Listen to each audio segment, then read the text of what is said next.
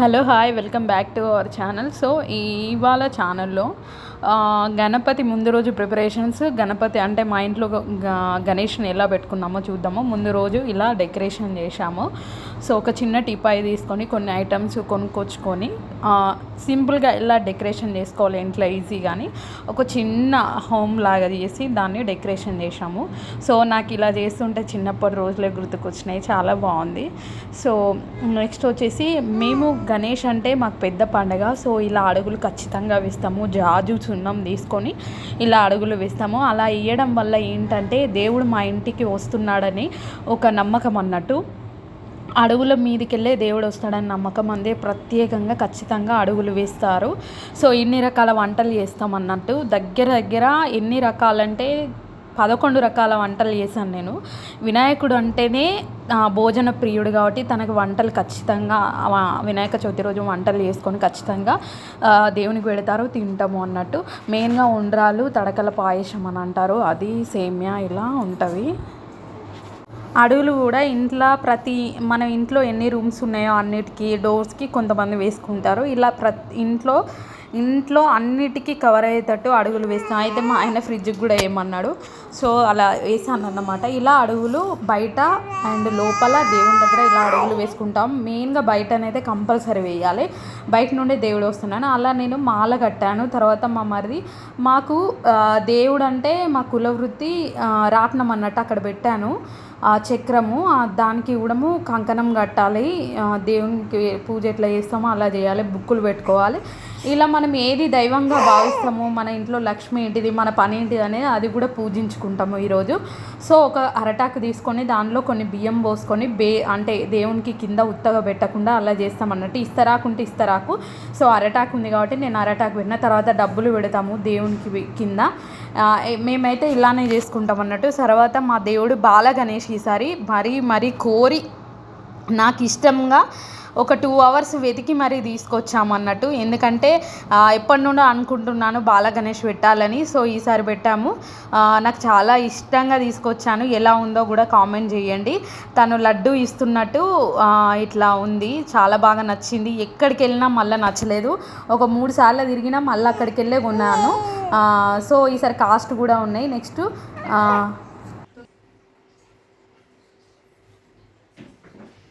ఓకేనా, ఇంకా గిట్టాల దేవుడికి ఇంతే కదా. నువ్వు మాట్లాడు.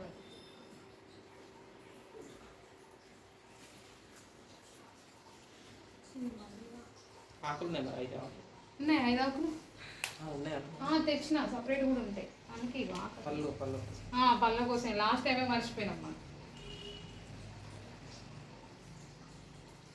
ఇది వచ్చి ఇంతవాళ్ళు కాదు, మర్రి కూడా ఎలక పత్రి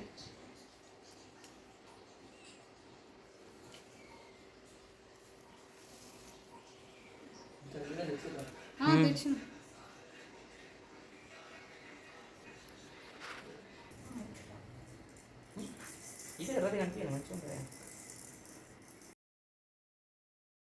అలా 21 రకాల పత్రిలు పెట్టి తర్వాత పంచె కడుతున్నాము. పంచె కట్టినాక కింద తర్వాత కండువ వేస్తాము. కండువ తర్వాత వేద్దామని కండువ పక్కకెట్టాము. తర్వాత ఫ్రూట్స్ పెడతాను, రకరకాల ఫ్రూట్స్ పెడతాను. సో దేవుడు అంటేనే పత్రిలు కంపల్సరీ. అయితే పత్రిలు ఎందుకు ఈ దేవుడికి యూజ్ చేస్తామంటే వానాకాలం అయిపోయి నెక్స్ట్ సీజన్కి ఎంట్రీ అవుతున్నాం కాబట్టి వాటర్ అంతా పొల్యూటెడ్ అవుతుంది. ఈ పత్రిలు మళ్ళీ వాటర్లో వేయడం వల్ల వాటర్ అనేది రిఫ్రెష్ అవుతుందని ఒక నమ్మకము. కానీ ఇప్పుడు వాటర్లో వేయనిస్తలేరు, తీసి పడేస్తున్నారు. సో అలా అసలు రీజన్ అది సీజనల్ ఎఫెక్ట్స్ రాకుండా, అవి రాకుండా ఉండడానికి అలా చేస్తారు. ఇలా ఒక చిన్న మట్టి గణపతిని కూడా పెట్టాము, ఒకటే పెట్టకుండా. రకరకాల ఫ్రూట్స్, మెయిన్గా మొక్కజొన్న దేవునికి చాలా ఇష్టము. మొక్కజొన్న, అరటి పండ్లు ఇట్లా అన్నీ పెట్టాను. తర్వాత పక్కకు గండ దీపం పెడుతున్నాను.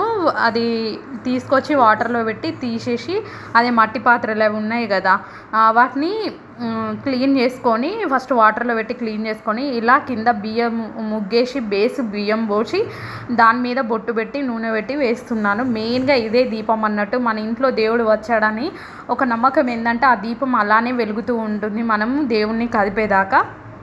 అదొక నమ్మకం అన్నమాట.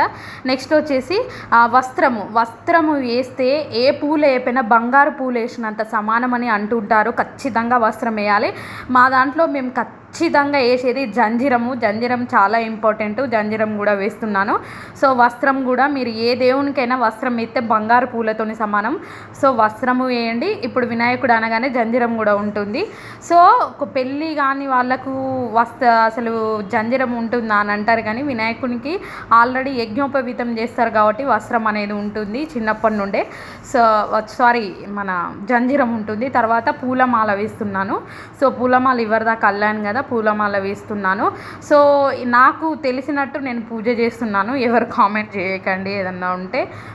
ఇంకా ఇలా నేనే అంటే దండ తీసుకొద్దాం అనుకున్నా కానీ టెన్షన్లో మర్చిపోయినా. చాలా ఐటమ్స్ ఉన్నాయి కాబట్టి ఇంట్లోనే అలా చేసాము. తర్వాత ఇక్కడ ఆకులు పెట్టాను కదా, తమలపాకుల మీద మనం ఎన్ని గణపతులు పెట్టినా పసుపుతో చేసిన గణపతి పెడితేనే ఆ రోజు శ్రేష్టం అంటారు. ఎందుకంటే పార్వతి కూడా ఫస్ట్ పసుపుతోని ముద్ద వేసి గణపతిని రూపు పోస్తుంది కాబట్టి అదొక నమ్మకం అన్నట్టు. తర్వాత కంకణం కట్టాలి.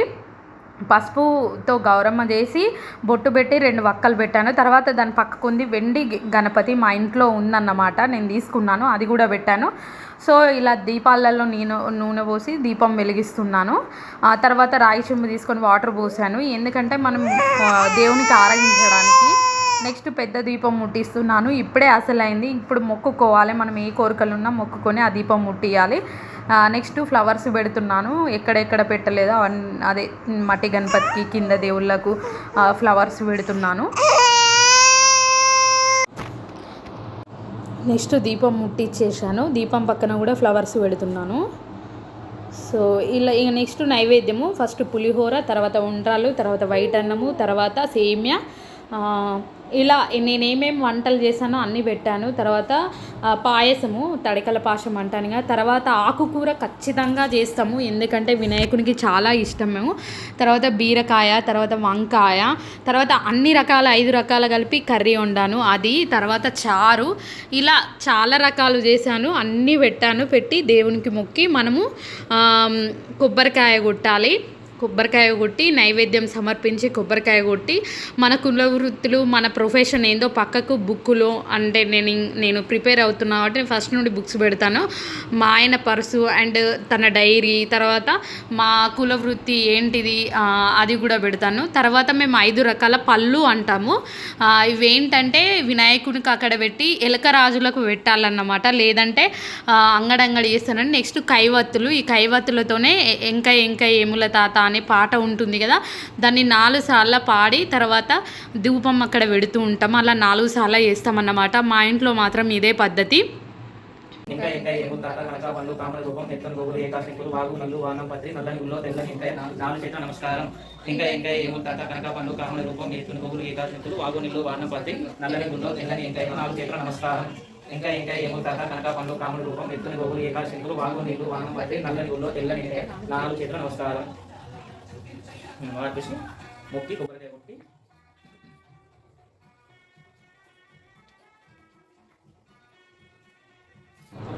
సో ఇలా చేసి అక్కడ పెట్టేసి నెక్స్ట్ కొబ్బరికాయ కొడతా. అయితే నేను రెడీ అవ్వలేదు, ఎందుకంటే నాకు టైం లేదు. ఎందుకంటే చిన్న పాప కాబట్టి అవన్నీ వేయాలి కాబట్టి టైం లేదు, అందుకోసమే నేను రెడీ అవ్వలేదు. తలస్నానం చేసి నా పూజ నేను చేసుకుంటున్నాను. నెక్స్ట్ హారతి ఇస్తున్నాను. హారతి ఇచ్చేసి నెక్స్ట్ నైవేద్యం సమర్పించి కొబ్బరికాయ కొడతాను, బొట్టు పెడతాను. అందరికి ఒకసారి చూడండి. అంతమంది రెడీ అయ్యి ఏదో చేస్తుంటారు కానీ నాకు అంత టైం లేదు కాబట్టి నేను ఇలా ఉన్నాను. తర్వాత అక్షింతలు నీళ్ళతో నిడుస్తున్నాను. మనం ఏ పూజ చేసినా అక్షంతలు నీళ్ళతో నిడిస్తేనే దేవునికి మోక్షం అని అంటారు. తర్వాత గుంజీలు తీస్తున్నాను. వినాయకునికి ఏదైనా తప్పు ఉంటే క్షమించమని ఖచ్చితంగా గుంజీలు తీస్తాము. సో అదైతే కంపల్సరీ అన్నమాట.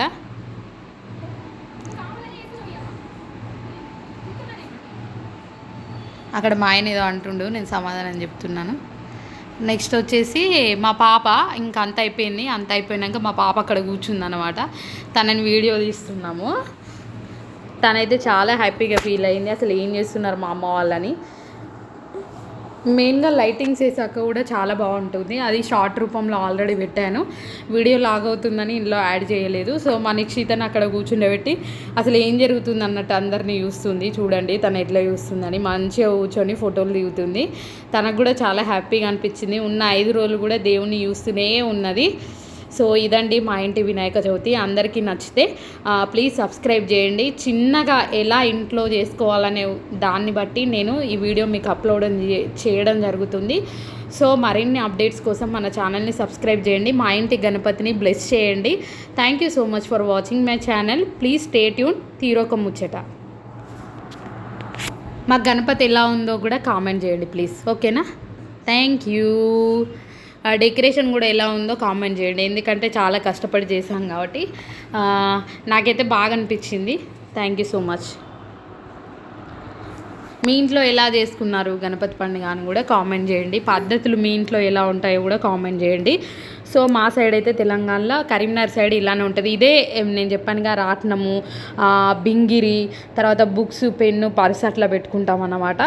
సో ఇదే మా కులదైవంగా భావించి మేము ఖచ్చితంగా ఈరోజు పూజ చేసుకుంటాము. ఇంకా ఇంటికాడ ఉంటే అలా ఫెసిలిటీస్ ఎక్కువ ఉంటాయి కాబట్టి ఇంకా అన్నీ ఉంటాయి. అన్నీ పూజ చేసుకున్నాకనే నెక్స్ట్ దేవునికి కూడా పూజ చేస్తామన్నమాట.